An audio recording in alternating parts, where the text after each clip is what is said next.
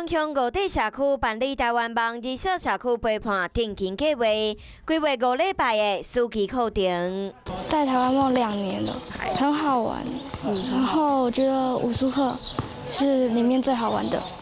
老师可能会叫我们写功课，或者可以玩桌游。课程规划是照学生的需求来做调整。今年上大的特色就是结合社区活动来办理，有近和社区阿公阿嬷的距离。我们有跟长辈们一起做手作啊，做道具、做衣服啊。台湾梦有限的资源，然后社区的资源结合，整个社区的长辈跟我们孩子呢，可以充分享受各项的资源，然后还会很快乐。在暑假期间办理相关课程，嘛希望透过教育，让囡仔当改变人生。Hello， 大家好，我是乃瑜，要教给大家2个任务。第一个，华视新闻的脸书专页，你按赞了吗？还有华视新闻的 YouTube 频道，赶紧订阅起来，还要记得按赞，开启小铃铛哦。